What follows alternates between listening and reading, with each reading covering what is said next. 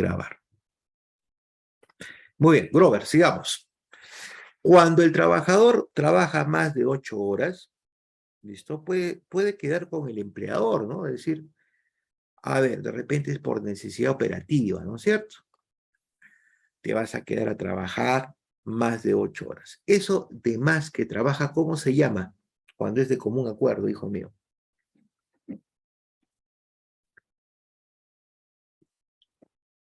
Grover Chalco.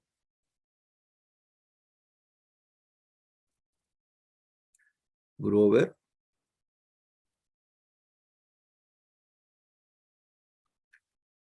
¿Estás Grover o no estás Grover? A ver, ¿dónde está Grover? Bueno. Ya está Grover. A ver, vuelvo a repetirte, ¿ya? ¿Me escuchas? Grover Chalco, ¿me escuchas? Grover. Grover. Grover a la 1, Grover a las 2, Grover a las 3. Entonces, seguimos bajando. A ver. Brian. ¿Dónde está Brian? Brian. Brian González.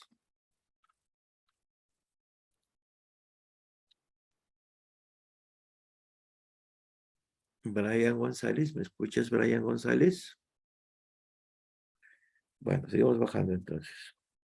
Romario González. Romario.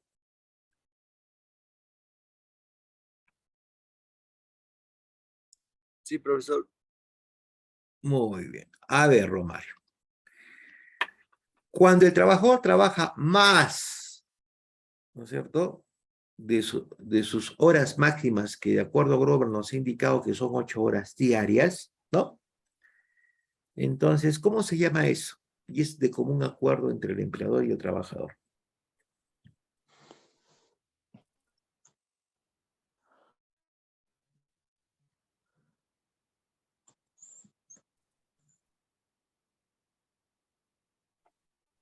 Brian, te escucho, hijo. Profesor Mario, profesor, eso sería el sobretiempo de trabajo. Claro, es pues sobre tiempo, muy bien. Muy bien. Ese es pues sobre tiempo, ¿no es cierto? Se llama horas extras sobre tiempo. ¿Se puede dar? Sí, pero tiene que estar de acuerdo, de común acuerdo entre el empleador y el trabajador. ¿No es cierto, José? Sí. Sí, profesor. Ya está. Muy bien. ¿De acuerdo, Romario?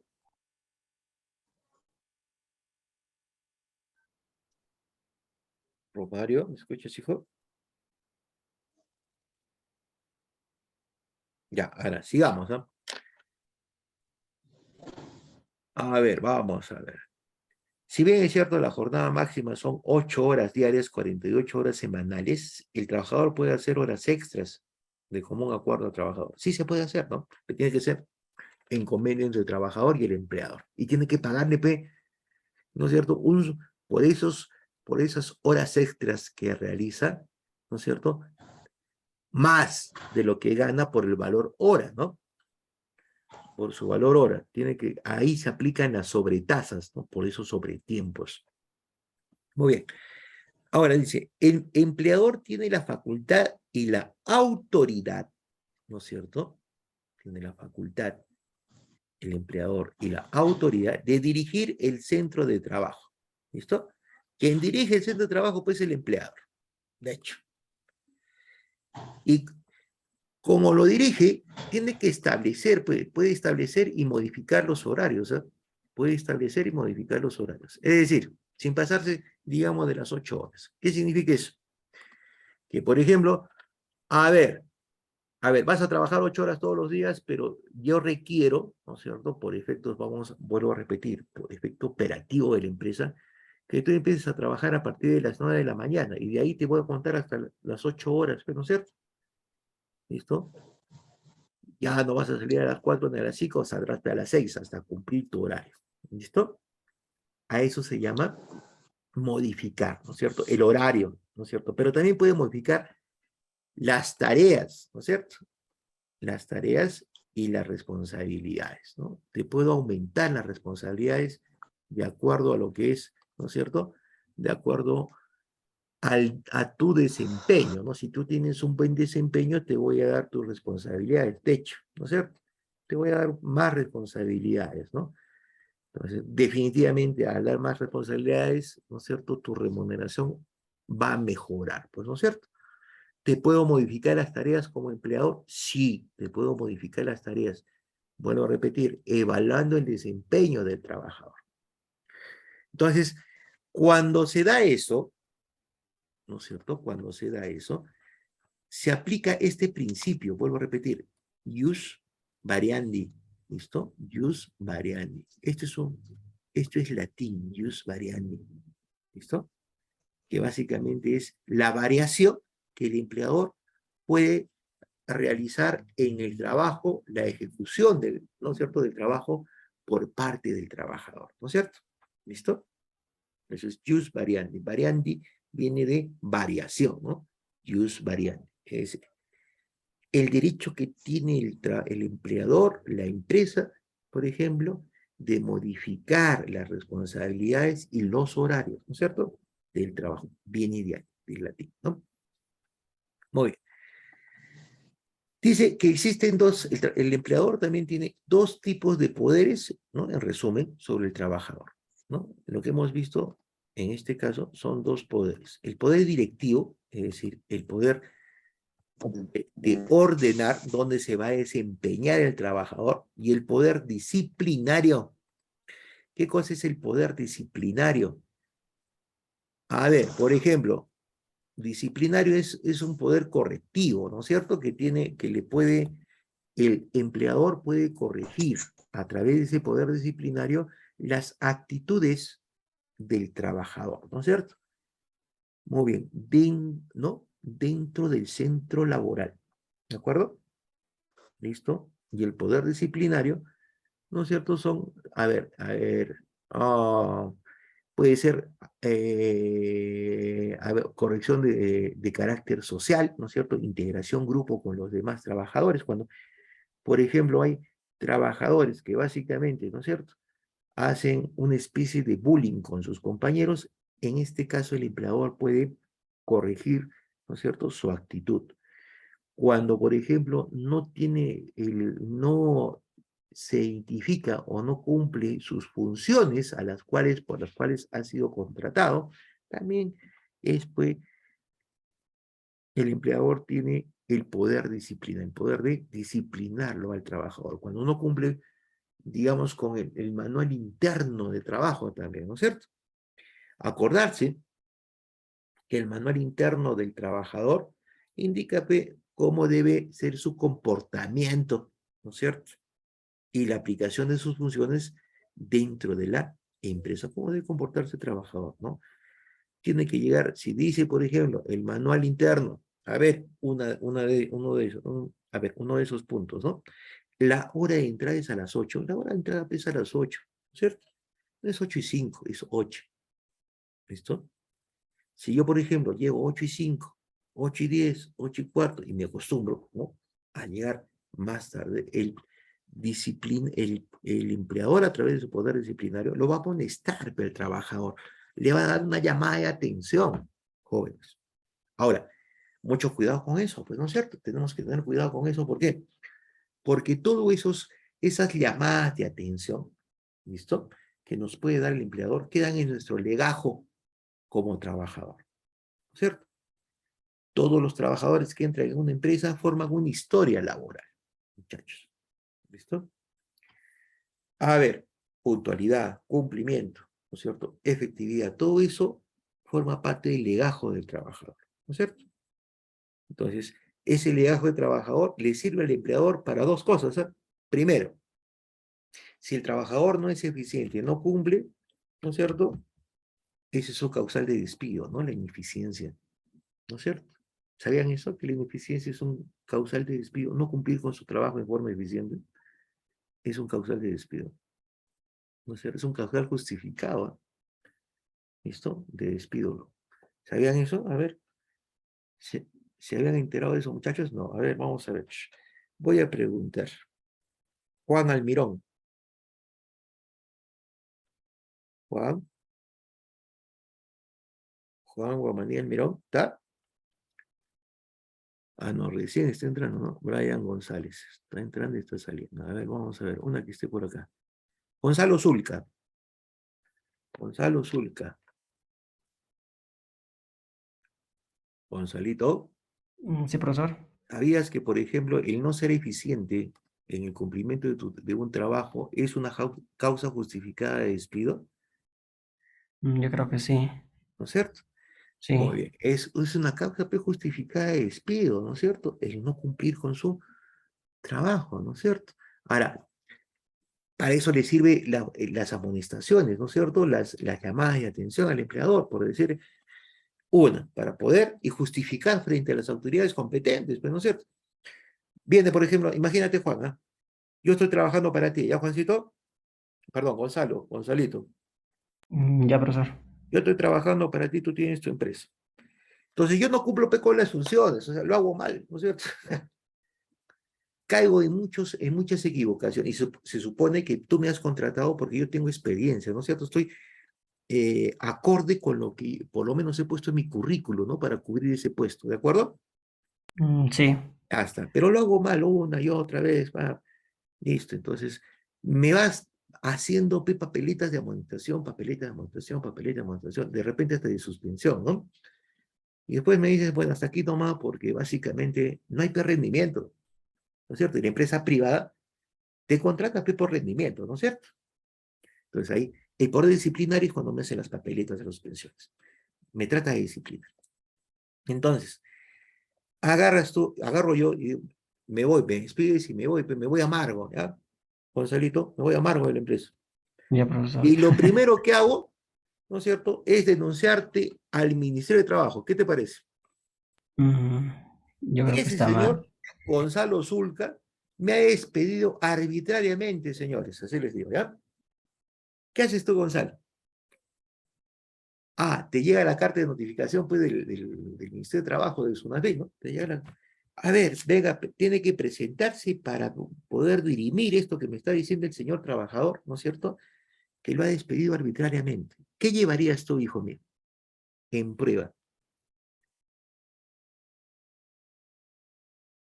Gonzalo, ¿qué podrías llevar? Mm, Yo creo que sería el contrato, ¿no? Del trabajo El y contrato su de falta de trabajo, cumplimientos. el legajo del trabajador, ¿no es cierto? Todas Sí, por ejemplo, las amonestaciones, suspensiones que me has dado, ¿no es cierto? Y que yo he firmado, ¿no es cierto? ¿Sí o no? sí, profesor. Para demostrar que por eso te he despedido y que no es una justificación, o sea, no es un despido arbitrario, sino es un despido justificado, ¿no es cierto? ¿Tú qué dices, Gonzalito? Sí, profesor. ¿No es cierto? Para eso no sirve, pues para eso no sirve el asunto, ¿no es cierto? Entonces hay que tener mucho cuidado, ¿no? Ese es dentro del poder disciplinario. Por ejemplo, a ver, Gonzalito, vamos a ver. A ver, a ver. A ver, si eso existiese, por ejemplo, normalmente eso se da en la entidad privada. A ver, en la entidad pública también se debe dar eso, ¿no es cierto? Sí, profesor, yo creo que sí. Los de recursos humanos creo que llaman la atención, si no me equivoco. Claro, pero por ejemplo, eh, a ver, debería darse, ¿no? Si, si en realidad se diera eso, hijo,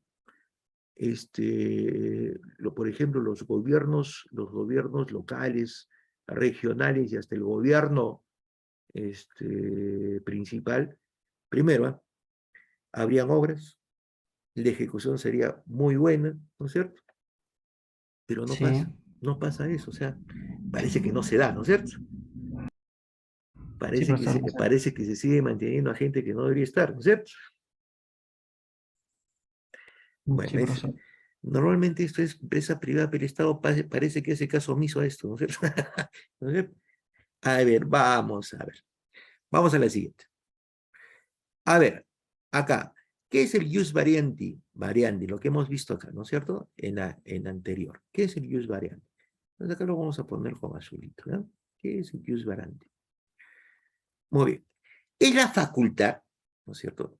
Recordar que esto es el latín. Es la facultad que tiene el empleador o patrón. El empleador también es llamado patrón, ¿no es cierto? Es un término correcto. empleador o patrón.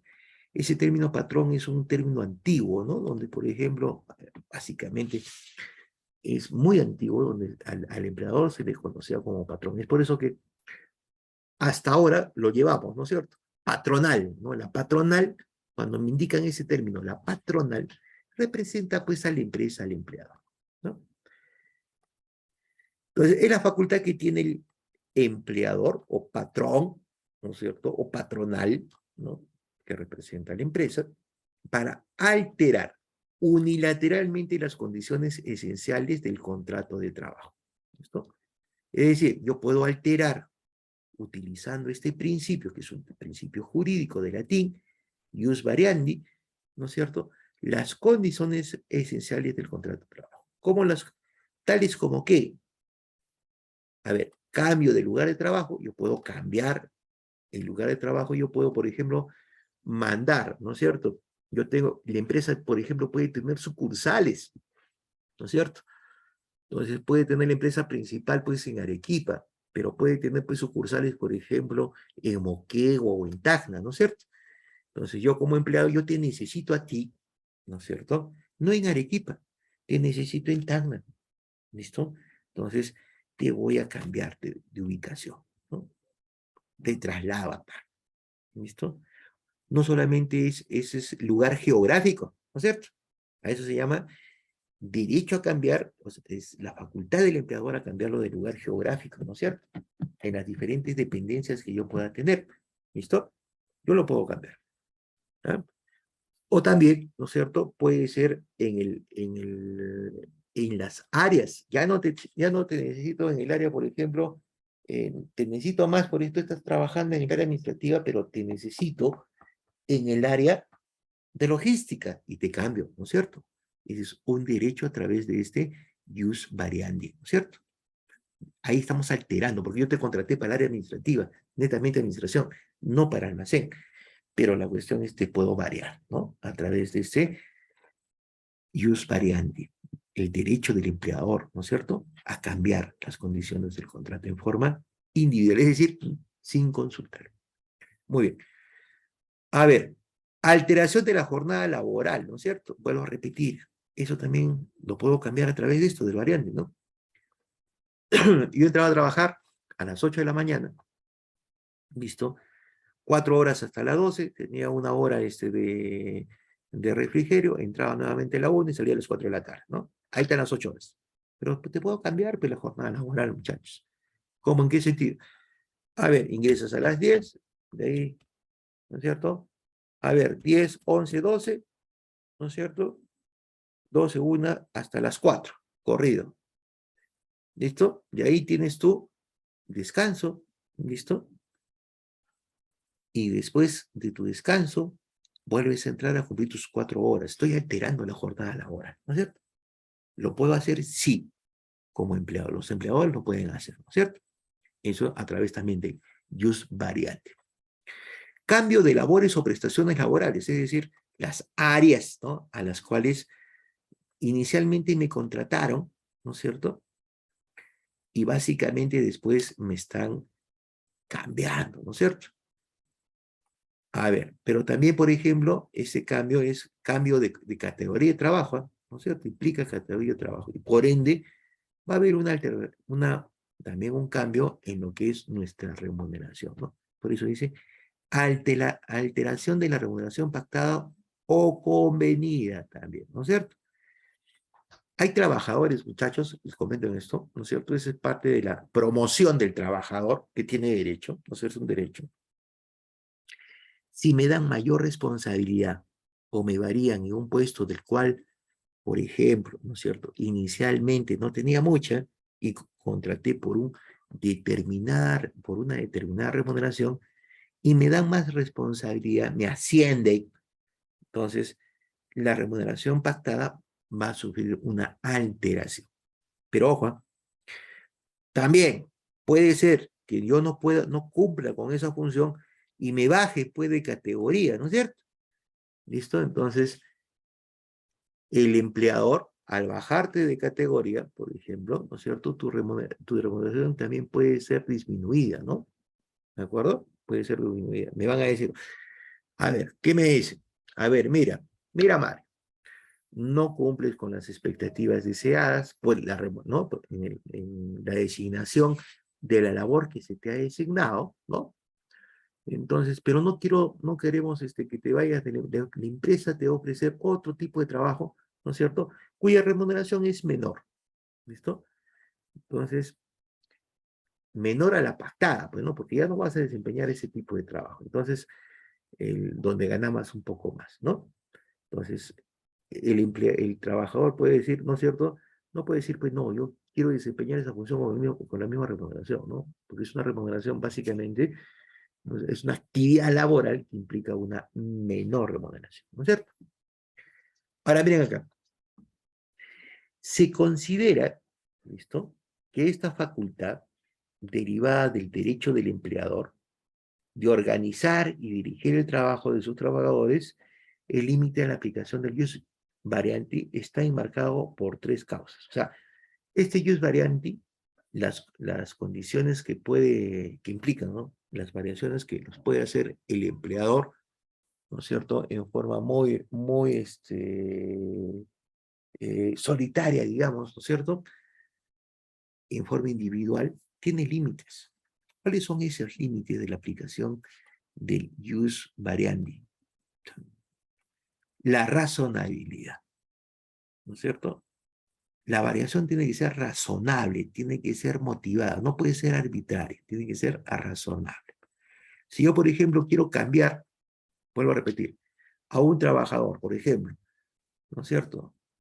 Si yo tengo sucursales, y tengo, por ejemplo, como estaba diciendo, en Arequipa, pero también tengo en Moquegua y en Tacna, entonces, y veo que en Arequipa, por ejemplo, ahí viene la razonabilidad, ¿no es cierto?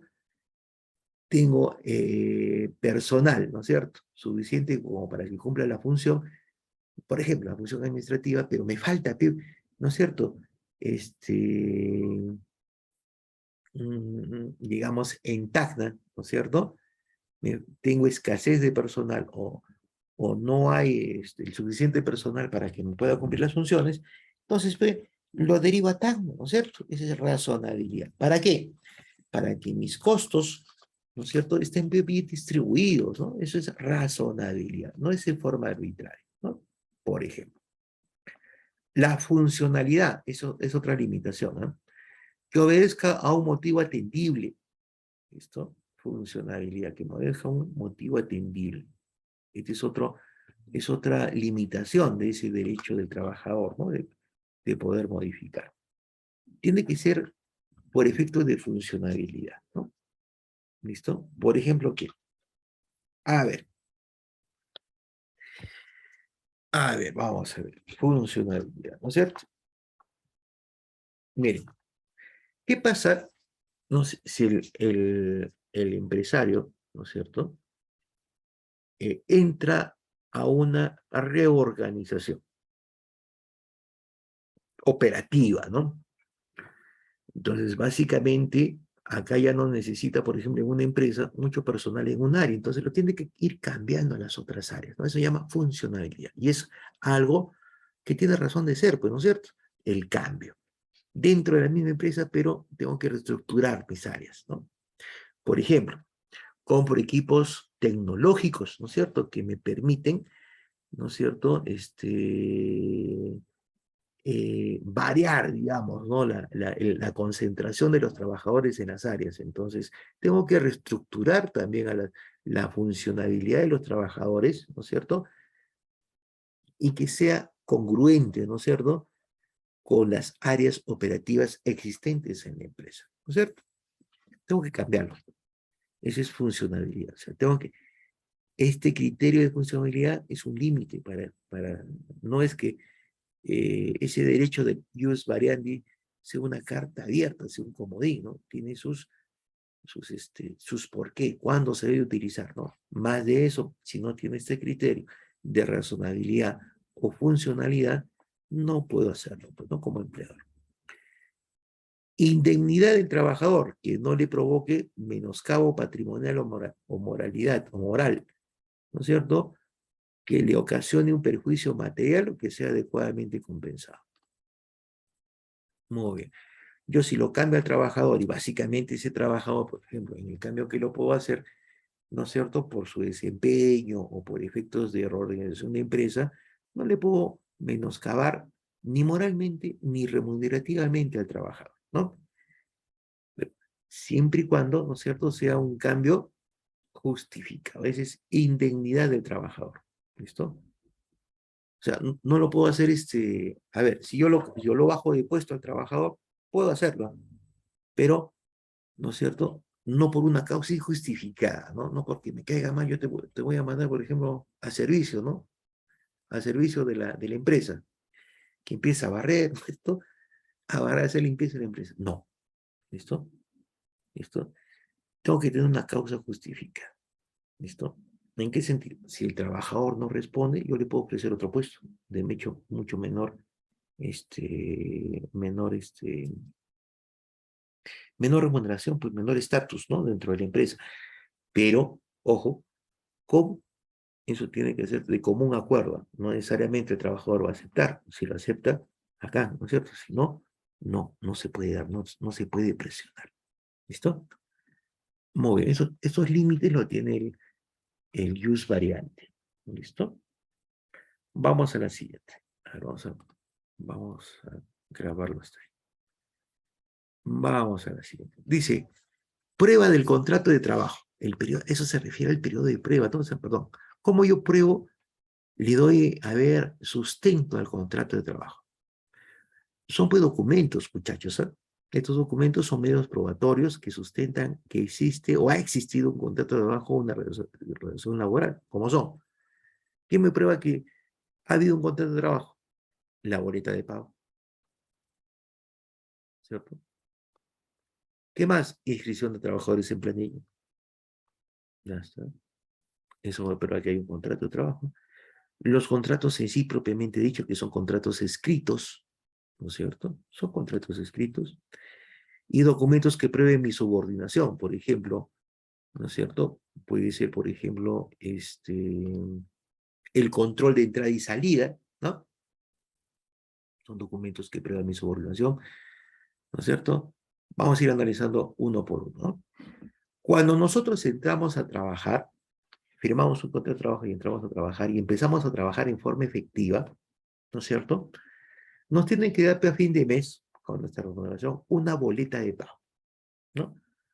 Esa boleta de pago va a tender a tener la remuneración y los descuentos que nos hayan hecho, pues, ¿no es cierto? Y el neto a pagar, ¿no? Esa es una boleta de pago. Es un documento fuente probatorio, ¿no es cierto? A ver, cuando dan las boletas de pago cuando se dan las boletas de pago a los trabajadores, tiene que ser firmada, pues, por ejemplo, esa boleta de pago por el titular, por la empresa, ¿no es cierto? Por el gerente de la empresa y también por el trabajador, ¿no? Cuando el trabajador firma su boleta de pago, hace constar que lo que está en esa boleta de pago es real, se ha dado, ¿de acuerdo? Se está dando, ¿listo? Es una prueba, ¿no es cierto? Y por ejemplo, a ver, me estás pagando 2.000 soles y los 2.000 soles tienen que aparecer pues en la boleta de pago, ¿no es cierto? Los descuentos de ley y da la conformidad a los descuentos que me está dando, ¿listo? Porque estoy firmando, ¿listo? Esa boleta de pago. ¿Listo? Y para el empleador es una prueba, ¿no es cierto? Básicamente, que de acuerdo a ese contrato de trabajo, te estoy remunerando, ¿no es cierto? Me firmas, ya te estoy remunerando, ¿no es cierto? Es una constancia de que te estoy pagando tus servicios. Ahora, otra, inscripción de la planilla, ¿no es cierto?, de los trabajadores en la planilla. ¿Qué significa eso? Significa lo siguiente, mira. Los trabajadores, ¿listo? Los trabajadores tienen que ser inscritos en las planillas, ¿listo? Ya no hay planillas manuales, todas son planillas electrónicas, ¿listo? Primero, ¿cómo? Se utiliza algo que se llama PDT, ¿no? PLAME, planilla electrónica. PLAME es una planilla electrónica. Entonces, ahí los inscribimos electrónicamente, ¿no es cierto? Fecha donde nos pide datos del contrato, por ejemplo, ¿no es cierto? ¿Cuál es su remuneración? ¿No es cierto? el cargo que va a desempeñar, etcétera, etcétera. Nos pide todos esos datos, ¿no es cierto? La inscripción de los trabajadores. Listo. Y esa inscripción de trabajadores que hacemos en ese formulario virtual, que se denomina PLAME, ¿listo? PLAME, planilla electrónica. Esa planilla electrónica es dada por una entidad estatal que se llama SUNAT. Al inscribir esa planilla electrónica, automáticamente, ¿no es cierto?, esa información de los datos del trabajador, su remuneración, fecha de inicio si tiene contrato, fecha de fin del contrato, ¿no es cierto?, etcétera, etcétera. Toda esa información, ¿no es cierto?, también es asumida por la entidad o la autoridad de trabajo, como por ejemplo el Ministerio de Trabajo y la SUNAFIL, ¿no?, la Superintendencia Nacional de Asuntos Laborales. Hay una conexión de información, ¿no? ¿De acuerdo? En la inscripción de los trabajadores en planilla, ¿de acuerdo? O sea, lo que maneja la SUNAT, básicamente, a través del cruce de información, también, ¿no es cierto?, tiene conocimiento el Ministerio de Trabajo o la Superintendencia Nacional de Asuntos Laborales. ¿Listo? Comparten información. Esa es una prueba del contrato de trabajo. O sea, el empleador no se puede negar porque no tiene, que al trabajador no lo ha pagado porque le está dando boletas, porque no lo ha contratado al trabajador, le está dando boletas, lo ha inscrito en la planilla, ¿no es cierto? Entonces, no puede decir, tú no has trabajado conmigo, ¿no?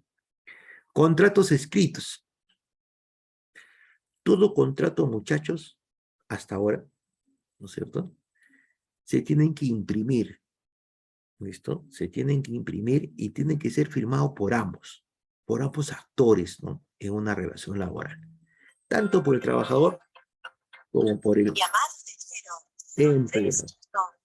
Por ambos. Tanto por el trabajador como por el empleador. ¿Listo? Por ambos.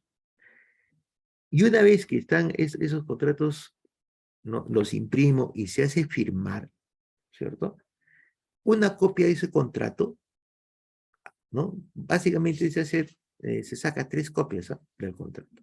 ¿Listo? De los contratos escritos. 3 copias. Con una copia se queda el empleador, otra copia hay que darle al trabajador, ¿listo?, para que lo mantenga, y otra copia se va al Ministerio de Trabajo para inscribir, ¿listo?, ese contrato.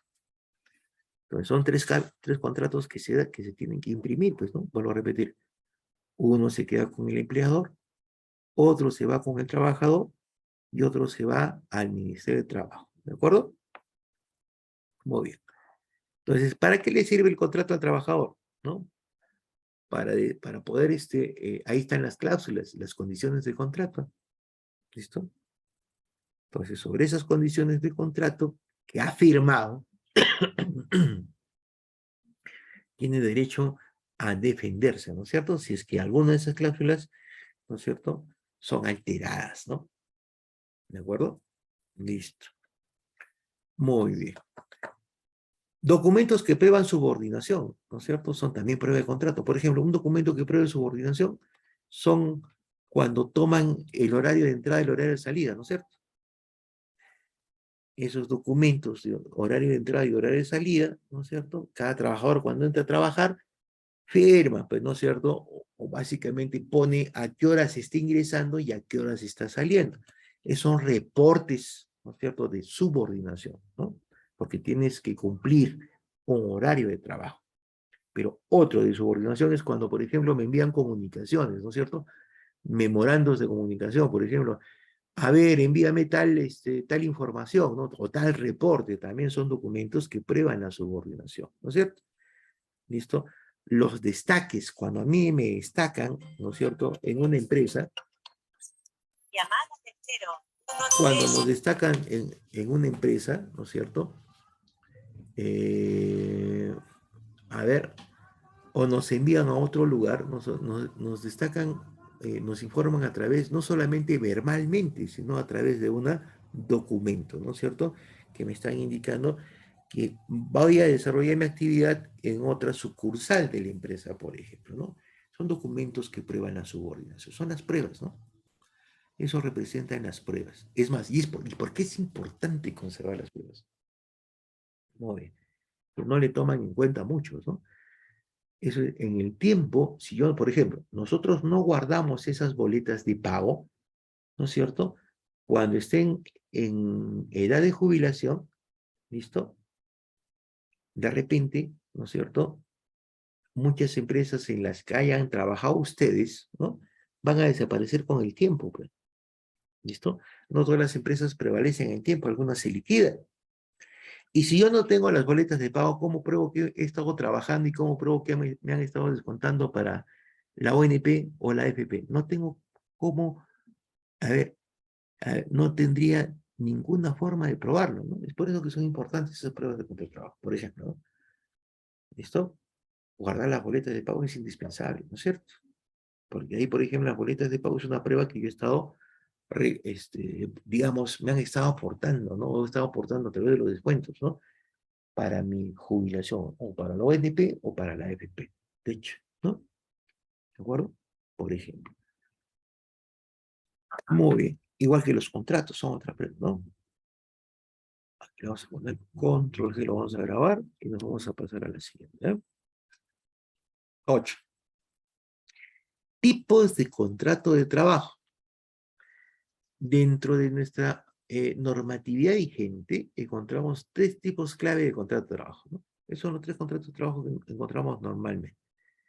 Contrato de trabajo a plazo indeterminado, contrato de trabajo a plazo fijo y contrato de trabajo sujetos a modalidad, ¿no? Estos son los 3 tipos de contratos que nosotros en nuestra legislación vigente, ¿no es cierto?, son los que se dan. Contrato a plazo fijo, indeterminado y sujetos a modalidad.